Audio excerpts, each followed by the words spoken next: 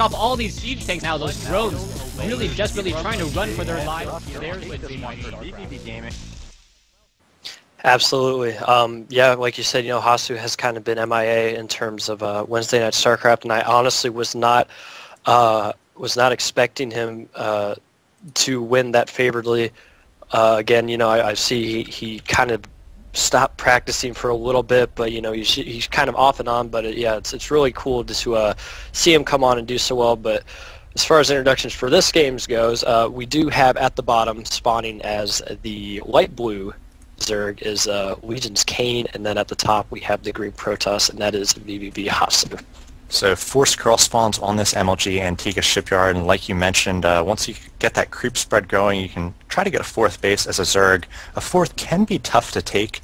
A lot of times you either have to break down some rocks if you want to take that sort of 6 o'clock base to be a little safer, and I don't know, like 3-base Protoss against 3-base Zerg, if you allow that Protoss to get to 3 bases, they can be really powerful. I know that sort of the current metagame is to sort of pick a timing as Zerg and decide whether you want to really crash the Protoss base as he goes for a quick third. I know Rocker likes those quick thirds. We'll see what Hasuu does this time, but I think the Zerg sort of dictating this matchup a little bit more than they used to.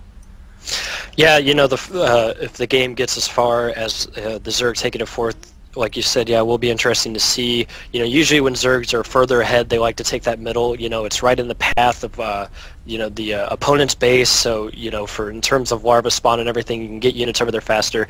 Usually if the game's kind of even or the Zerg's a little bit behind, he will take usually the base, which is right to the left. Yeah. Of Kane's main right now, this little pocket base, and that could be vulnerable if you don't have creep spread. Again, creep spread viable or really, really good in any matchup for Zerg, but especially on this map, you want to have as much vision as possible, especially if you do have to take this fourth that's on the other side of his main, because it's kind of either way. Yeah, proxy pylons can be anywhere on this map. It's such a big map, so that fourth can definitely be vulnerable no matter where you put it. But it looks like Kane at this point has gone for that pull first, has yet to add a gas. It's looking like he wants to go for a hatchery here before he goes for an overlord. And Hasuu doing a nice job blocking that. At just the last second he ducked in there with that probe. He did lose it, but he was able to place down that pylon. And now I think Kane going to tip his hand a little bit, probably going for a gasless 3-base play, establishing that what would be his natural or his second base at that natural third. Yeah, both players actually doing something really smart here. Kane immediately saying, okay, that base is kind of forfeit for the moment. I'm just going to take this third up here. And actually, Hasuu canceled the pylon down there, which was really nice by him, because now, he was able to save the 75 minerals, but Hasuu actually did go Nexus first. Only now getting his cannon down. It's about halfway done, but it should be up in time to defend against this little Zergling poke that will come. But Hasuu also getting a gateway going. No gas started yet. Both players just kind of sitting back, going to be macroing here for a little bit. I expect a third to drop down for Kane here in a minute, as his queen is making the slow but much needed journey to his now second base. I think a Zergling can attack that gateway without the cannon being able to attack. I'm not quite sure how many units that is away, but like you said, there's 3 hatcheries going down, still no gas, and Queen's coming out doing their best as they inject here. I imagine they're going to want to spread a little bit of creep between the second and third as well. There's a lot of Protoss timings that try to take out that third pretty early. Yeah, Hasuu getting both his gas. Actually only has 2 on one of simulators. I am just going to assume that's a mistake. So hopefully for his benefit he'll notice that and be able to correct that as soon as possible. But in the meantime, his Cybernex core is just finished, so I expect, yeah, there goes Warpgates getting that Chrono Booster right away. Again, no gas yet for Theory right now, or for Kane, excuse me, but he doesn't feel threatened, of course, at all. Hasuu has absolutely no aggression, no aggressive power, that he can use right now. We do have a creep tumor laying down at the third, so like you said, yeah, there will definitely should start seeing some creep, especially to connect these 3 bases. Yeah, and Kane doing a smart job here. He sniffed out that probe that was trying to place down a proxy close to that third, so he does get a kill there, and Hasuu, just like in the first game, has no proxy pylons, so he's not going to be able to put on any sort of pressure. We do see he has started +1, and he actually had about 170 gas when he started that, so it might have been a little bit delayed if he was going for some sort of +1 timing. Perhaps he's going for something a little bit more techy, not really relying on a +1 timing. But we'll see what comes from him. He does have another probe heading out, and we'll see whether Kane catches this one or whether it's going to be able to put down a proxy. Yeah, this is what Protoss players need to be doing right now. They know that, or Zerg players, sorry, need to be doing right now. They know that Protoss wants to get that proxy pylon out there and start getting, potential warp in places secure.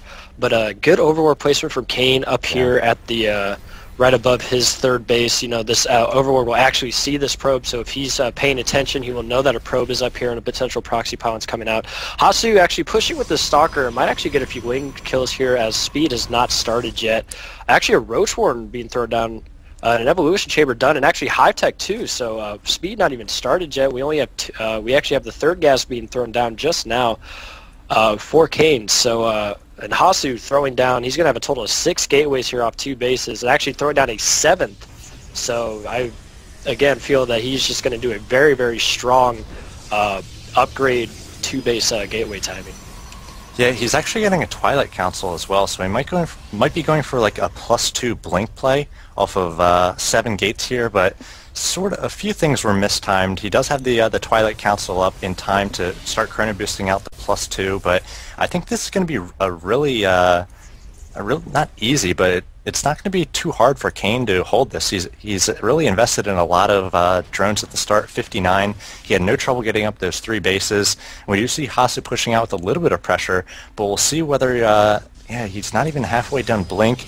He hasn't actually started +2, so I sort of misread that, but it looks like he's just going to be going for a 7-gate with blink finishing about halfway through the attack. Yeah, unfortunately for Kane, he did see that pylon up there, but he doesn't have Zergling speed, and with Stalkers walking around, there really isn't much he can do about it. Hasuu being actually warping in, like you said before, blink's done. Only looks like he's going with +1, but I think Kane has enough to at least delay Hasu's push here a little bit while he gets more. We do have a probe up top. He is able to plant the pylon down, and if Hasu's able to get that up, that could be big trouble, especially since these rocks aren't down. That could be really nice for Hasuu. He's actually throwing down more pylons, which is what he needs to do, but the food differential is really in favor of Kane. Kane's going in here, trying to get this around here, doing what he can. Hasuu pulling back, and Hasuu might actually have to retreat here as Kane's macro is starting to kick in. Yeah, those lings just evaporated there against those +1 zealots. We do have 0-0 upgrades for Kane. +1 is about to finish, but like you said, with these high ground pylons and with blink too, Hasuu can just start microing. Lings will not be able to attack those stalkers if he does use good blink micro. Here we do see it starting as Hasuu doing a nice job blinking those low stalkers. Hasn't missed one yet, and he's just getting a lot of damage on these roaches and lings, being very economical with these trades. Kane still has 102 to 71 advantage, but Hasuu starting to turn the tide a little bit here, making his way into the third. Now it looks like Kane will be going up this ramp, trying to get onto the stalkers, but again, with these pylon placements and blink, Hasuu going to do a great job in this encounter. Yeah, these upgrades are really showing. You can see just how durable these zealots are being able to pay their weight in gold right now, being able to take out those Zerglings in 2 hits each. And Hasuu actually looked like he's pulling ahead. The food differential has started to go back down, not as severe as it was when the attack first started. And actually, drones being pulled, that's a pretty big sign that the Zerg's having trouble defending this right now. Actually pulling back, and Hasu's blink marker right now is doing really, really well. He has lost minimal amount of stalkers, and we'll see if Hasu's able to pull this out. Right now, he is going to be able to take out this third and at least force Kane back into a 2-base situation. Yeah, and on 2-base, you really need some sort of tech advantage to sort of hold a 2-base Protoss, or else you need that third, and once the third goes down, I think Hasuu definitely going to have this one in the bag. There's really no tech to speak of from Kane coming. He does have +1 done, and he's also got Roach speed, but I don't think he has Burrow on the way. No, he does not. He doesn't have Hydras or anything to answer this Blink Stalker micro from Hasuu. Yeah, absolutely. Hasuu putting down some force fields, just kind of a preventative measure right now, and again, just more wings and roaches coming in, but I don't think this will really do much for Kane. But Kane actually keeping up on his macro pretty well right now, even in his desperate situation. But as you said, 2-base You know, you never want to be Zerg and have the same number of Yeah. bases as your Protoss or Terran opponent. Hasuu actually able to take out the hatchery, and I believe this game will be over here in a few minutes as Hasuu just kind of regroups his units and pushes in. He's actually taking his 3rd and 4th gas, so he might actually be preparing to go to some more of a better mid-game composition, but I think if he just keeps pushing now, he'll be able to end the game.